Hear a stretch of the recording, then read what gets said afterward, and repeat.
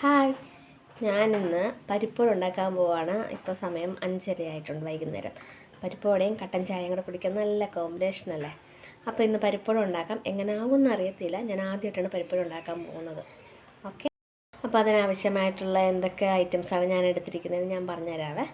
എല്ലാവർക്കും അറിയാം ഉണ്ടാക്കാനായിട്ട്, പക്ഷേ നമ്മളിത് പരിപ്പ് എടുത്തിട്ടുണ്ട്. പരിപ്പ് ഒരു 3 മണിക്കൂർ വെള്ളത്തിലിട്ട് കുതിർത്തതാണ്. ഇപ്പോൾ കഴുകി വാരി വെച്ചിരിക്കുകയാണ്. വെള്ളം തോർന്നിട്ടുണ്ട്. ഇനി നമുക്കിത് ജസ്റ്റ് ഒന്ന് ചതച്ചെടുക്കണം. പിന്നെ എടുത്തിരിക്കുന്നത് സവോള ചെറുതായിട്ടരിഞ്ഞത്, വെളുത്തുള്ളി, ഇഞ്ചി, പച്ചമുളക്, ഇത് പുതിനയില, കറിവേപ്പില, പിന്നെ പെരിഞ്ചീരകം. ഇതിൻ്റെ കൂടെ മല്ലിയിലയും കൂടെ ഉണ്ടെങ്കിൽ മസാല വടയാക്കാം കേട്ടോ. തമിഴ്നാട്ടിലും കർണാടകത്തിലും ഇങ്ങനെ ഇതെല്ലാം ഐറ്റംസ് ഇട്ട് പരിപ്പുവട ഉണ്ടാക്കുന്നത്. നമുക്ക് മല്ലിയില ഇല്ല, മല്ലിയില ഇവിടെ ഉണ്ടായിരുന്നു, പക്ഷെ തീർന്നു പോയി.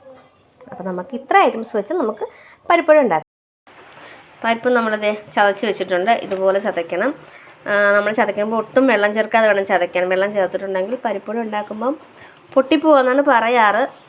നമുക്ക് നോക്കാം എങ്ങനെയാണെന്ന്. കുറച്ച് പരിപ്പ് അരയ്ക്കാതെ വെച്ചിട്ടുണ്ട് കേട്ടോ ഞാൻ. അതും കൂടി അതിനകത്ത് ചേർക്കണേ. ചേർത്തു.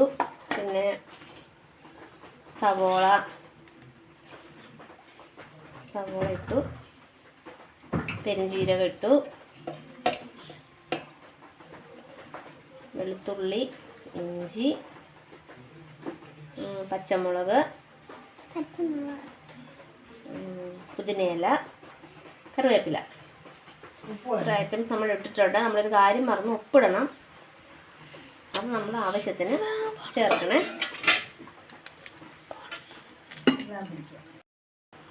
നമ്മൾ ഉപ്പ് ഇട്ടിട്ടുണ്ട്. ഉപ്പ് കുഴച്ച് നോക്കണേ എങ്ങനെ ഉണ്ടെന്ന്. പോരെങ്കിൽ കുറച്ചുകൂടെ ചേർത്ത് കൊടുക്കണേ. ഓക്കെ, ഇത് നമ്മൾ നന്നായിട്ട് മിക്സ് ചെയ്യണം. എല്ലാം കൂടെ നന്നായിട്ട് കൈ കൊണ്ട് മിക്സ് ചെയ്യണം.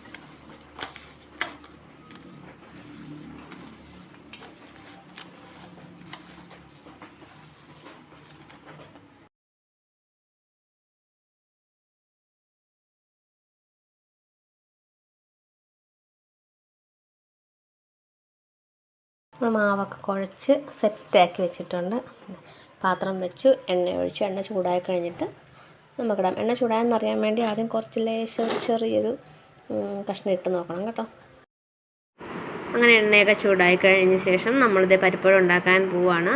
അതിനായിട്ട് ചെറിയ ഉരുളകളാക്കിയിട്ട് നമ്മുടെ കൈകളിൽ വെച്ച് അമർത്തിട്ട് ഈ ഒരു ഷേപ്പ് തന്നെ കിട്ടണം. സൈഡ് ഒത്തിരി ഒട്ടും കട്ടിയാകാൻ പാടില്ല. സൈഡ് കട്ടി കുറഞ്ഞതായിരിക്കണം.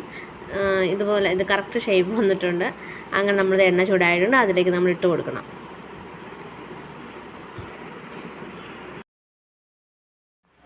അങ്ങനെ നമ്മുടെ പരിപ്പുവടയുടെ ഒരു വശം ഏകദേശം റെഡി ആയിട്ടുണ്ട്. പിന്നെ അത് തിരിച്ചിടുക.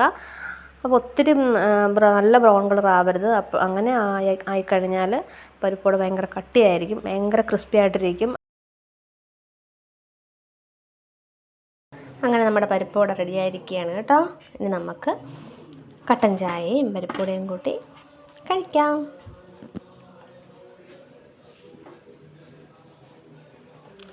എല്ലാവരും ഇത് കഴിക്കാനായിട്ട് വെയിറ്റിങ്ങിലായിരുന്നു. അപ്പം എല്ലാവർക്കും കൊടുത്തു.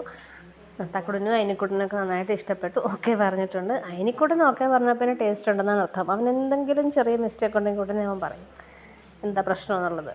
അങ്ങനെ ഓക്കെ പറഞ്ഞിട്ടുണ്ട്. അപ്പം നമ്മുടെ വീഡിയോ ഇത്രയേ ഉള്ളൂ. എല്ലാവർക്കും ഇഷ്ടപ്പെട്ടെങ്കിൽ ലൈക്ക് ചെയ്യുക, ഷെയർ ചെയ്യുക, സബ്സ്ക്രൈബ് ചെയ്യുക. മാക്സിമം എന്നെ എല്ലാവരും സപ്പോർട്ട് ചെയ്യണേ. Okay, by.